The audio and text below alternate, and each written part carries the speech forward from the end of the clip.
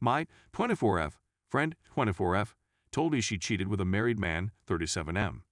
So I've been friends with Abigail 24F since we were kids. She recently got back from an international vacation with a big group, which included a married couple, James 37M, and his wife. Her boyfriend, Wyatt 25M, didn't go, and neither did I. Abigail and I were catching up today, chatting about her vacation, when she drops this bombshell on me. Apparently, Abigail and James got drunk one night. They didn't have intercourse, but she gave him oral. His wife was feeling sick, so she was in another room. Neither the wife nor Wyatt know about any of this, and neither couple is in an open relationship. Abigail and James have agreed to keep this a secret, although obviously she told me. They're still in touch, but just platonically. In Abigail's view, this isn't that big of a deal and she doesn't feel guilty, because there's no emotional connection and it was a one-time, drunken vacation thing. I asked her, if it's not a big deal, why doesn't she just tell Wyatt what happened? I'm kind of disturbed by all this. I have known Abigail to cheat on a few boyfriends in the past, but was always near the end of those relationships, when she was already preparing to dump them. Edit to clarify, I didn't find out about that cheating until months or years after she'd already dumped those boyfriends. She's pretty serious about Wyatt and has talked about getting married and having kids with him. They've been dating almost 2 years and live together. Plus, while personally Wyatt isn't my cup of tea, I think he's kind of annoying. He's been pretty good to Abigail, has a steady high-paying job, and is actually our age. Why the hell did she cheat on him with this older married dude? I don't know James or his wife, but now I'm not sure if I should just keep quiet or say something to Wyatt. I'm the only one Abigail's told, so she's definitely going to know he found out from me, and probably that'll ruin our friendship. I don't like Wyatt that much. He's not mean or abusive, just a bit of a know-it-all. And also, I don't really want to be involved in any drama. But if she's actually going to marry this guy, I feel like I have some moral obligation to let him know the truth. What should I adopt? So last time, I got comments telling me to confront Wyatt, as well as a few people telling me to mind my own business and stay out of it. I decided to confront Abigail one last time, saying that she needs to own up to her behavior and confess to Wyatt. Otherwise, I was going to tell him. But before we actually met up to have that conversation, Wyatt found out anyway. It sounds like James was cheating on his wife with at least one other woman, and that woman got fed up and texted the wife with photographic proof of the affair. The wife freaked out on James and forced him to let her go through his phone. So then the wife found out about Abigail too, and all hell broke loose. Wyatt heard from the wife.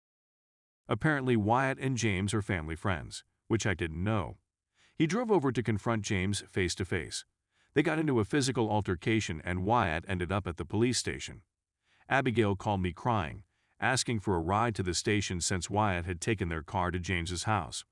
At this point, I had no idea what was going on, so I agreed and we drove down there, which is when I found out the entire story. Honestly, I was so tired of all there that I just dropped Abigail off and left. Now Wyatt has a court hearing in a few weeks. James and his wife are probably getting a divorce. Not sure if Abigail and Wyatt are staying together, but I'm trying to not get involved. I do feel bad for her, and we've been friends for over 15 years, but part of me also thinks this is her own fault. Story 2.my 16/M grandmother 59/F is being manipulated by my mother 34/F so she can contact me. It's been a very hard few months for me. I have an abusive brother that used to beat me up almost every day, and my mom would usually stand there and let him do that. When she decides he needs to stop, she says I provoke him into hurting me.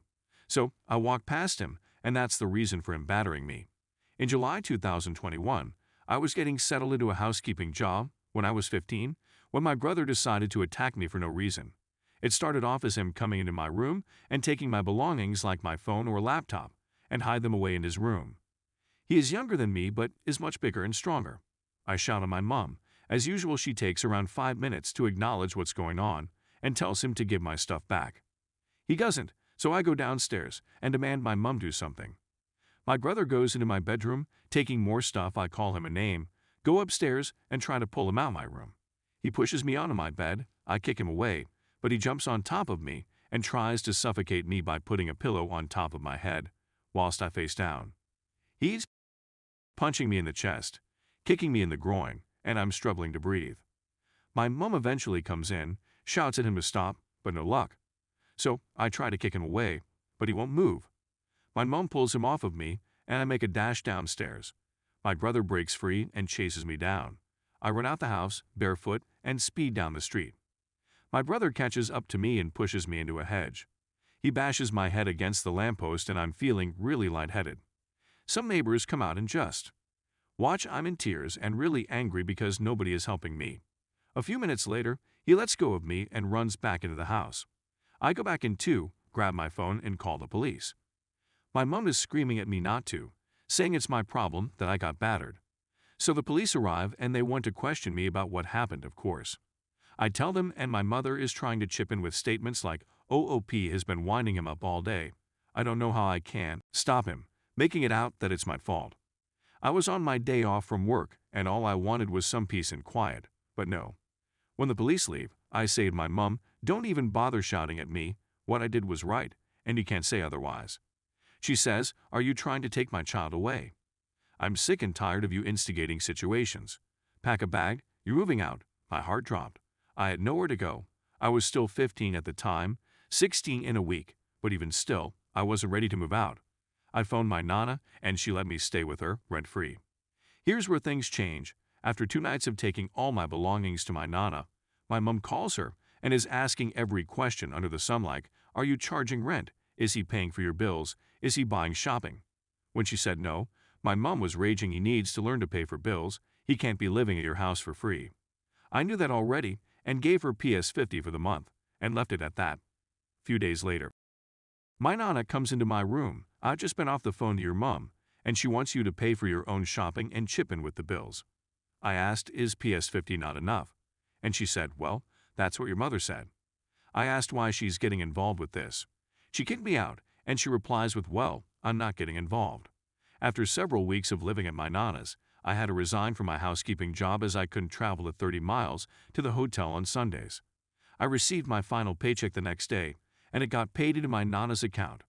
I gave my nana PS60 as she had some bills to pay like water and gas, and I didn't mind.